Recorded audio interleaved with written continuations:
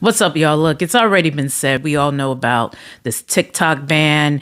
And, it is what it is. I would have to say it was probably expected that Congress would ban TikTok and that Biden would approve the ban or would sign that into law. That was expected. He said that he would do that. And I was listening to some other TikTokers. Their names are Alexis and Dean, and they were speaking on this actually yesterday, even before Biden signed this law. And they were saying that, that was the procedure, that was expected, but they expected that TikTok would definitely send this to the courts and appeal through, the DC appellate courts, and it would maybe even go all the way up to the Supreme Court. So if that happens, they expect or predict that this whole process could take a couple of years, from 18 months to a couple of years. And we just heard from the TikTok CEO, Shou Chew, and he said, yeah, they're going to take it to the courts. And this is not the first time they've taken it to the courts. In 2020, they actually won when there was an attempt to ban them back then. So they are saying they expect to be victorious again, I guess. So he, during his talk that he released, he said, look, we're not going anywhere. You can continue to enjoy TikTok. He says that they are fighting for our rights. Now, that part I have to put a little pause on because you have to be careful with the messaging. I understand talking points, but we as American citizens really just need to have the goal to safeguard our rights. And that is to safeguard our rights, even with our own government, always ensure that they are truly protecting us and not overstepping their powers.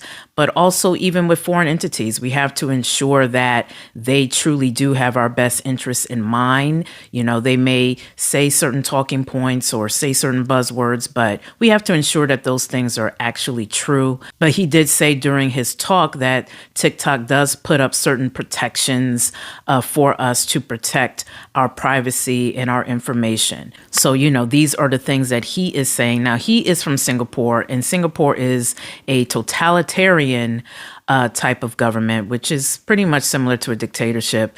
China, which is ByteDance, that's a Chinese company. China is a communist country. So, they're really not, at least in terms of the countries, really here for our democracy. But it's really, again, up to us as American citizens to ensure that we have our protections and that our rights are being protected. Now, when it comes to TikTok and social media in general, TikTok could very well end up being banned. So if that happens, if you have a business, if you are an influencer, let this be a reminder to you that you must diversify your business. You must diversify your image. You can't put all your eggs into one platform because you just never know what could happen. I mean, look, many, many years ago, at one point, MySpace was the thing, and now that doesn't really exist, if it exists at all. So you don't want to put all your eggs in this one basket.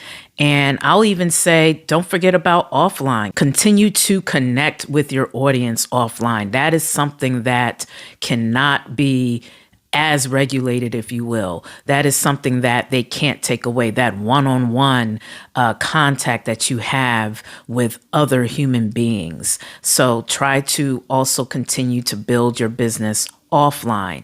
But yeah, a ban on TikTok would be significant because a lot of people do make their living on this app. In fact, that was another thing that the CEO of TikTok mentioned. He said, look, do videos, showcase how TikTok has helped you in your life, etc. I'm assuming they want to use that perhaps for their court case or for their arguments when they do go to court.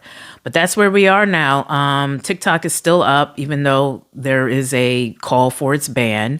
According to the law, they do have 9 months, apparently, to sell it to a U.S.-based company. But, we'll see how that happens. I think that Biden has the option to expand that even 3 more months. So you at least have a year of TikTok, with TikTok going to the courts. Like I said, fellow TikTokers Alexis and Dean, they predict that maybe with that process, going to the courts and appealing, et cetera, maybe TikTok could be up for another 18 months to 2 years, but we don't know. And the thing is, you like me, we're just American citizens, and we don't have all the intel as to what's really happening on a national security level.